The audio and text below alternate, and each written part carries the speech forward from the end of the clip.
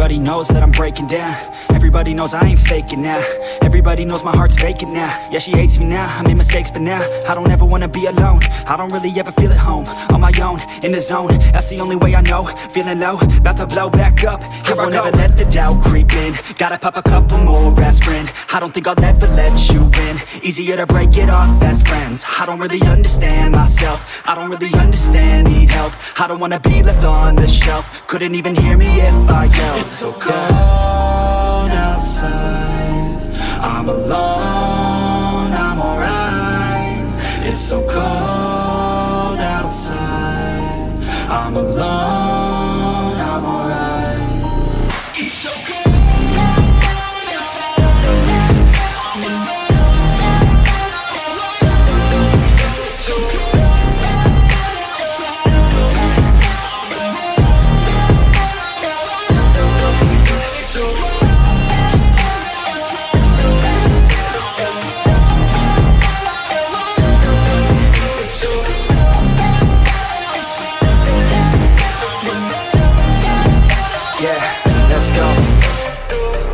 Break down, always feel like I could break now, but I never let it. We're back with another video, and today we have what if Gogeta took the place of Goku, and what if Vegeta took the place of Vegeta. Well, it's more what if Gogeta took the place of Goku, but next part we'll get into some Vegito stuff, hopefully. Anyways, and of course, before we start, don't forget to like, comment, subscribe, and most importantly, enjoy. Now, let's get started, shall we? So Master Roshi will basically explain to everyone who, well, Demon King Piccolo is in the whole backstory, as they will try and find out why they came for Gogeta. As Gogeta will look on the Dragon Radar, I believe he still has, let's say he does, and would see that 6 of the 7 Dragon Balls are gathered in one place, as the crew will soon realize what he was after. I could never guess what he was after. Meanwhile, on the Demon King guy's ship, this is his first time being in one of my what ifs. Just to mention, he would, of course, he would have 6 of the 7 Dragon Balls, and would have decided to do something different in the timeline. Decided to absorb the 6 of the 7 Dragon Balls power he has. Just go with it. This would make him young again and give him a power level of 700. Moving on. And eventually, thanks to his own Dragon Radar, which I assume he had, or has, he would see that the final Dragon Ball is heading towards him, as his airship would be shot down by a Kamehameha. With Piccolo landing down to see, these 5 Krillin, Roshi, Gogeta, Tien, and Yamcha, also Chancellor, I forget to include a photo of, all came to face him. As Demon King Piccolo, seeing he is outnumbered, would spit out 3 more eggs, responding Drum, Lord Slug, because I forgot who the dragon one was, and Tambourine, the second Tambourine, all with power levels of 700 of their own. Demon King Piccolo, I'm just going to call him Piccolo, would decide to go for the 2 weakest, that being, of course, Tien and Chaozu, and would begin to fight. Chaozu's psychic powers obviously wouldn't work, and he is easily killed. Tien would try using the Tri-Beam Cannon, with this damaging him a little, but Tien would also be killed with ease. Moving on. Krillin and Roshi would fight Drum together, and although they would have difficulty thanks to their great teamwork and synergy, that would keep them in the fight. And we continue on to everyone else's. Gogeta will be taking on 2, that being Tambourine and Lord Slug, or I guess just Slug in here. But anyways, Lord Slug and the 2 together will at least be able to hold off Gogeta from, well, helping anyone else. Moving on, and now back to Krillin and Roshi versus Drum. The 2 would eventually use a double Kamehameha to eventually kill Drum, since you would have no kill Drum barely. The body would still be there, but the guy would be dead, burned. As eventually Piccolo will arrive to the 2, and he will begin battling them. With Gogeta, of course, be battling Lord Slug and Tambourine, I think that was his name. I forgot it that quickly. And would eventually use a distraction while charging up a big bang attack when the other one would come from behind him. He will conveniently switch, let's say Tambourine, because he can fly, and obliterate him with that big bang attack. From there, Lord Slug would be no trouble. No, not obliterate, just shoot a hole through him, killing him. From there, Lord Slug would be no trouble, and he also is killed with a giant hole in his chest.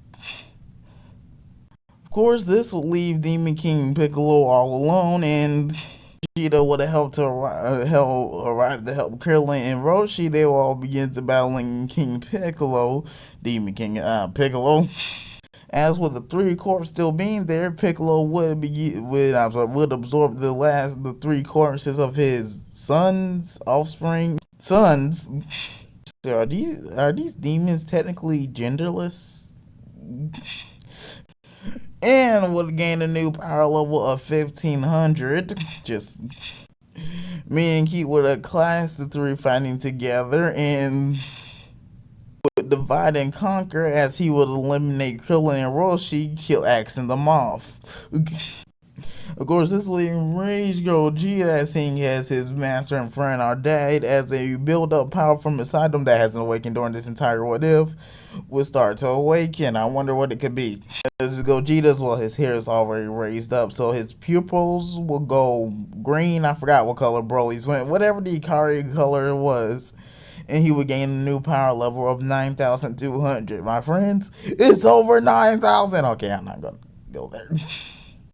And would begin battling King Piccolo, easily decimating him, and would launch one big bang Kamehameha to kill King Piccolo. But before it reaches him, King Piccolo will spawn one more egg using the rest of his energy, who we all know as Piccolo, and would be obliterated. Demon King Piccolo, not Piccolo. From here, like in canon, Gogeta eventually journeys to Korin, who would tell him to go to Kami, or to look at her. Like Goku, he meets Mr. Popo, although when he fights Popo, he would be not that much trouble and would be easily dealt with out of Popo's power level.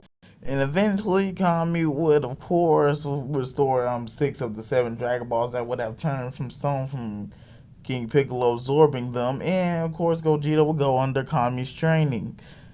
Of course, the humans would be revived and so apparently he's supposed to be some vampire. And the humans, motivated from their loss, would be trained harder than ever and would head to Korin, suggested by Master Roshi, who would give them all some ultra divine water. After a very, very painful few minutes, or however it took Goku and canon, of course, they'll get a power increase. As later, our Piccolo over here would find the last Dragon Ball and would absorb the 4-star too,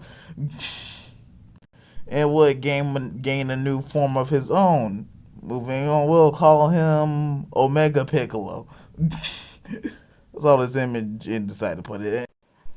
Of course, now let's go over everyone's power levels after training with each other, especially Tien, from he was the most useless during the fight, also Chaozu. Here's the humans and Chaozu's power level. Chaozu, of course, 500, Yamcha 800, Tien 1000, and Krillin, head of the group, with 1200.